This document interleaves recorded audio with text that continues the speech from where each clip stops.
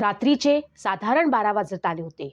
मुंबई शहराच्या मध्यभागी स्टेशन रोडवरती थंड हवा सुटली होती. काही वेळापूर्वी पाऊस हजेरी लावून गेला होता. आता पाऊस जरी थांबला असला तरी गारवा मात्र सर्वत्र पसरलेला होता. पाऊस सुरू होता याचे अवशेष सर्वत्र जाणवत होते, कारण रस्त्याच्या खड्ड्यांमध्ये साचलेले पाणी चमकत होते. रात्रीची वेळ असल्यामुळे रस्त्यावरती शांतता होती. खूप कमी वर्दळ सर्वत्र होती. त्या सगळ्या शांततेत फक्त एक जुनी ऑटो रिक्षा मात्र तिथे उभी होती.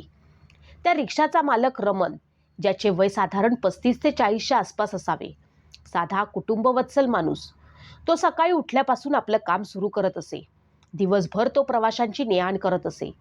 दिवसभर कष्ट केल्यानंतर जे मिळकत होत असे तो ती आपल्या घरी घेऊन जात असे. त्याला बायको आणि एक साधारण 6 वर्षांचा मुलगा होता.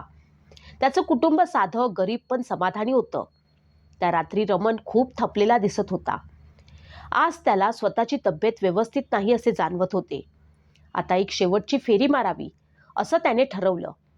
तितक्यात त्याला समोरून स्टेशनवरनं एक बाई येताना दिसली. तिच्या अंगावरती एक पांढऱ्या रंगाची शाल होती. तिचे केस ओलसर वाटत होते आणि हातामध्ये मात्र एक लहान मूल दिसत होतं. ती तशीच तरुण दिसत होती. तिचा चेहरा प्रचंड थकलेला होता. तिच्या चेहऱ्यावर एक घाबरलेली छटा होती. भाव उत्पन्न होत होते. रमनने विचार केला, हिला विचारावं आणि आपण आपली शेवटची फेरी पूर्ण करून घरी जावं. त्याने हात उंचावला आणि त्या महिलेकडे पाहत म्हटले, कुठे जायचं तुम्हाला? ती घाबरतच इकडे तिकडे पाहत होती. पुन्हा रमनने तिला विचारलं, कुठे जाणार ताई? तेव्हा ती म्हणाली, भाऊ, मला थोडं दूर जायचं आहे. सोडाल का तुम्ही? तुम्हाला उशीर तर होणार नाही ना? रमनने काही क्षणासाठी विचार केला. आजूबाजूला पाहिलं, पण तिथे दुसरा रिक्षावाला कुणी नव्हता. त्यानं विचार केला, ही बिचारी एकटी इथे किती वेळ उभी राहील? कुणी दुसरा रिक्षावाला आता इथे लवकर येईल की नाही माहीत नाही, कारण आता रात्र देखील बरीच झाली आहे. जाऊ दे, हिला सोडतो मग घरी जातो. तो तिला म्हणाला, तसं ताई, मला आता घरी जायचं आहे. मला जास्त लांब जायचं नव्हतं, पण आता आजूबाजूला दुसरा कोणी रिक्षावाला दिसत नाही, म्हणून तुम्हाला सोडतो. बरं, कुठे जायचं तुम्हाला? दादा, मला नंदनवन कॉलनीमध्ये जायचं आहे. बरं ठीक आहे ताई, रमन म्हणाला. पण तितक्यात ती पुन्हा म्हणाली, दादा, मला सोडाल तर एक अट आहे. तुम्ही मागे वळून पाहू नका आणि थांबूही नका, जोपर्यंत मी तुम्हाला सांगत नाही.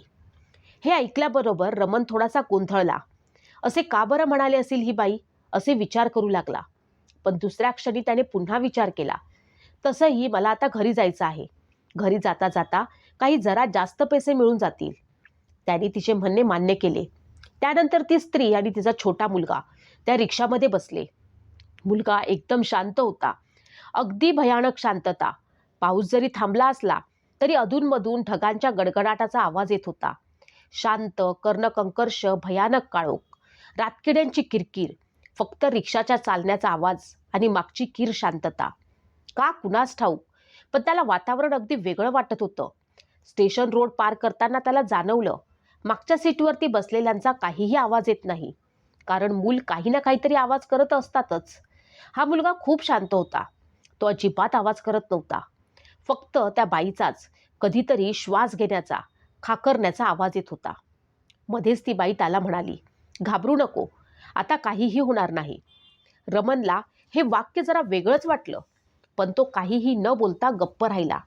थोडंसं अंतर पुढे गेल्यावरती त्याने विचारलं, ताई, कुठल्या रस्त्याने जायचं? कारण नंदनवनला जाण्यासाठी 2 मार्ग आहेत. तेव्हा ती बाई म्हणाली, डावीकडून घे, मोठ्या झाडाजवळून. रमन तेथून जात असताना त्यानं पाहिलं की वडाचं झाड मोठं होतं आणि त्याखाली एक पोलीस चौकी होती, पण लाईट बंद होता. त्यापुढे अंधार. त्यानं थोडा वेग कमी केला. बाईने पुन्हा आवाज दिला, लवकर चल भाऊ, मागे बघू नकोस. रमनच्या अंगावरती काटा आला. त्याला रिक्षा पुढे नेली. रस्ता आता थोडा ओस पडला होता. काही वेळानं अचानक त्याला रिक्षामध्ये थंड हवा जाणवली. मागून मुलाच्या हसण्याचा एक आवाज आला. आता रमन घाबरला. त्यानं आरशात बघायचं असं ठरवलं, पण बाईनं त्याला आवाज दिला, बघू नकोस, मी तुला सांगितलं आहे.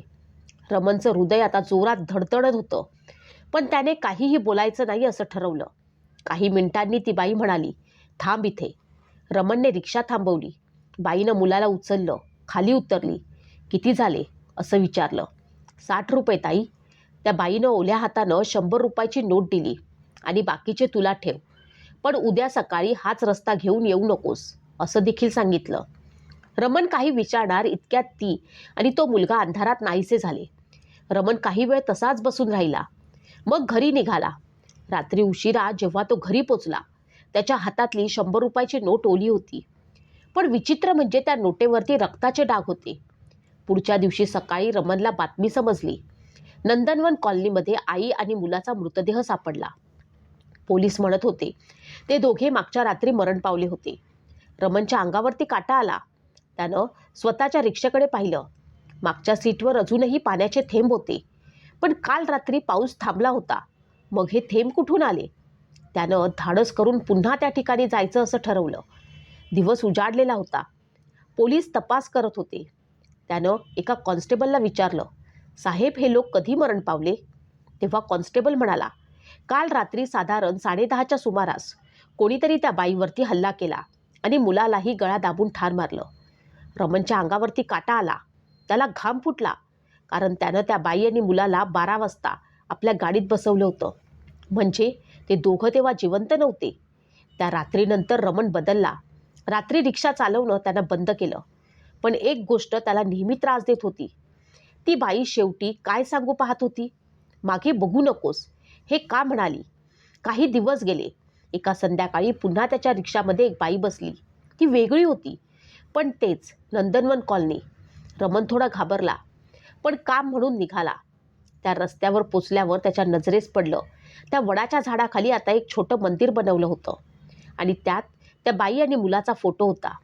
फुलाच्या माळांनी सजलेलं. खाली एक लहानसा फलक लावलेला होता. रमण, तुझ्यामुळे आमचं संपूर्ण प्रवास पूर्ण झाला. आता आम्ही शांत आहोत. रमण थबकला. त्याच्या डोळ्यात पाणी आलं. त्यानं डोळे मिटले आणि मंद वाऱ्यासोबत त्याला मागून पुन्हा तोच आवाज ऐकू आला, धन्यवाद भाऊ. रमणने मागे पाहिलं, कोणीच नव्हतं. पण रिक्षाच्या काचेवरती ओलसर बोटांचे ठसे होते. त्या दिवसानंतर रमणने त्या रिक्षाला मोक्ष असं नाव दिलं. लोक म्हणतात अजूनही काही रात्री स्टेशनवरती तीच रिक्षा दिसते आणि त्यात एक बाई, मुलगा बसलेले असतात. पण त्या रिक्षाकडे कोणी जवळ जात नाही, कारण ती रिक्षा आता कुणाचं साधं वाहन नाही. ती एका अपूर्ण प्रवासाची साक्ष आहे. जर तुम्हाला ही कथा आवडली असेल तर नक्की चॅनलला लाईक, शेअर आणि सबस्क्राईब करा, ज्यामुळे तुम्हाला अशाच नवनवीन कथा ऐकायला नक्की मिळतील. धन्यवाद.